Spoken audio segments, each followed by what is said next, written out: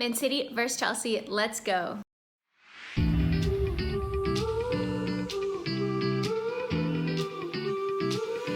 Hey guys, welcome back to another match preview video. This is City versus Chelsea in the Premier League. Usually I'm really nervous for Chelsea games, but I'm not so nervous for this one. Why?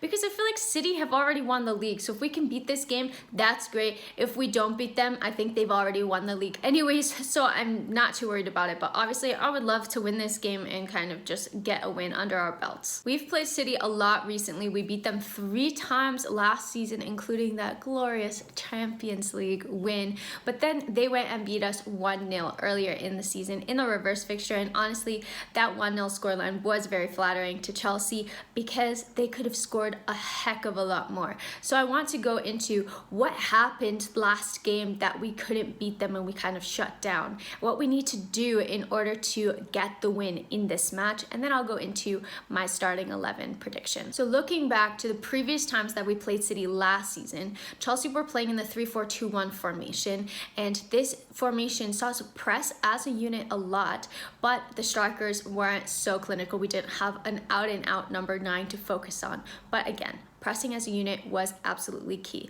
And when we pressed as a unit, we were able to beat their press, which is very difficult to do, and open up space on the pitch, kind of play through the width and try to get some chances. In the reverse fixture, we saw Thomas Tuchel change to a 3-5-2 formation in order to try to accommodate Lukaku so that he would have a striking partner. But all this did was really pin Chelsea down into their same half. It made it really difficult for Chelsea to be able to beat City's press. City were just constantly winning the ball back high up on the pitch. Chelsea really couldn't pin together 2 passes, and it left Romelu Lukaku super isolated. It also felt that Chelsea were just nervous that we couldn't get past City's press and we couldn't string together the passes, and so we didn't dare to do anything. We didn't try to change play. We didn't try to make passes that broke the lines. We just didn't try. I felt that we just didn't attack them like how we did in the previous 3 meetings last season. How do we beat City in this game? Well, it might sound crazy, but I would drop Romelu Lukaku, and I think we've seen signs of why Romelu Lukaku might be dropped because he played a full 90 versus Spurs. So I think the best thing to do, revert to that 3-4-2-1 formation that you know works against City. You know that you can press as a unit, which you need to do against City, and you're gonna have a much more fluid front 3 with the likes of Havertz, probably Werner, and Mount playing. You might say, well, Chelsea have really succeeded in playing a 4-2-2-2 formation against Spurs. Why don't we just do that? Well, there's a couple of reasons why. One, it's a new formation, so the players are still learning it. Spurs really did not play well. We could have scored many more goals. But the problem with the 4-2-2-2 formation that I saw is that it has a lot of gaps in the midfield and in the defense. It could leave some players exposed. We actually saw this versus Spurs. Harry Kane got a shot off, was offside. Kepa made that save that was going to be a penalty and got overturned.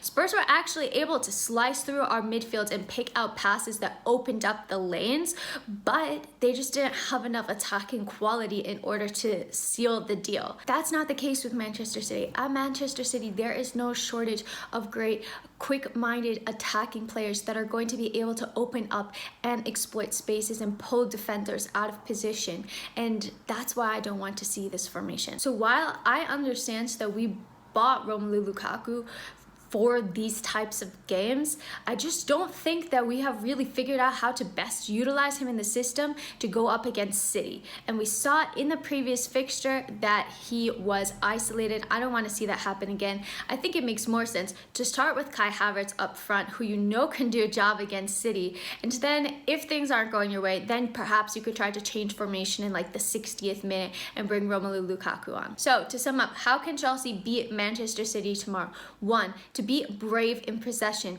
2, to press as a unit, to try to beat their press, to not be afraid to make maybe a risky pass that's going to change the play or whatever. Chelsea showed Manchester City way too much respect in the previous fixture. We could not get past them. We need to try to break their press and disrupt their rhythm a little bit because they are one of the best, if not the best, pressing sides in Europe. I'd also go back to the tried and trusted front 3 that won us the Champions League and leave Lukaku on the bench, at least for this game, until we can figure out how to get the best out of him week in, week out, and we have a sorted system that we 1000% know how to play. Now, let's take a look at my starting 11 in goal. Obviously, I have Kepa, Edouard Mendy is off at AFCON.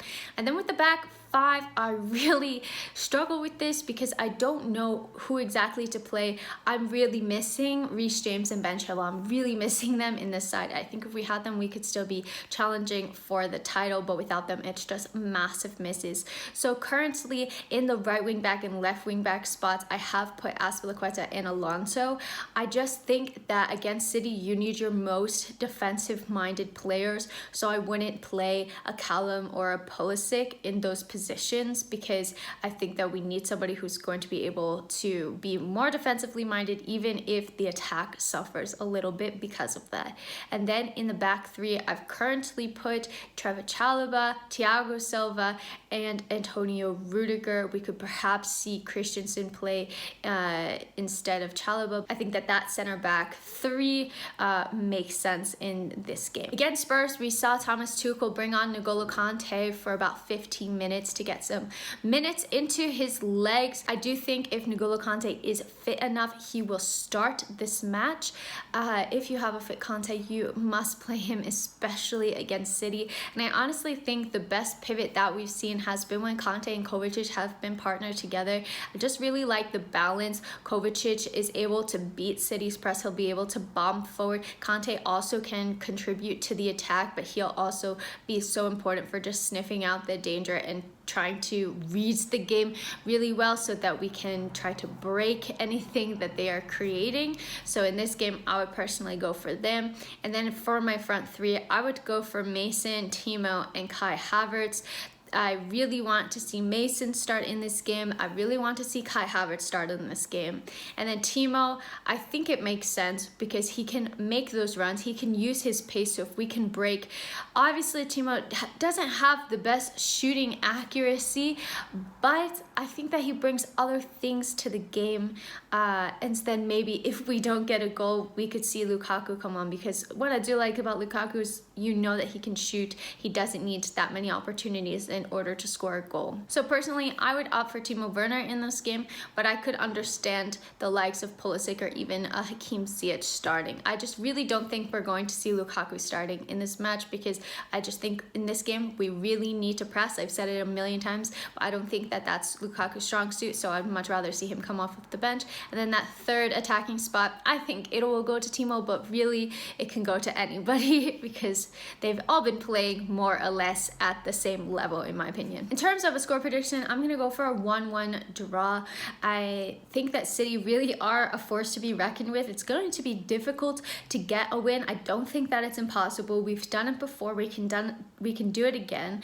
It is a way. I think that that also leans in their favor, and they've just been on such a winning run, scoring a lot of goals, defending well, keeping clean sheets. I think it's going to be a difficult game. So I'm trying not to get my hopes up too much, and honestly, they look like they're going to go on to win the Premier League, so I wouldn't even be that bummed if we lost, to be honest. Obviously, I want to get the win, but I wouldn't be surprised if we didn't. I just hope that the boys put up a massive fight against them. That's all that I can ask for. If you like this video, make sure to drop it a like, subscribe to my channel, follow me on Instagram at Elizabeth Helenek, and TikTok as well. Same username. I'm posting shorter forms of content on Reels and TikTok if you want little bite-sized bits of information, so definitely make sure to follow me on there at Ellie_Helenek on Twitter as well.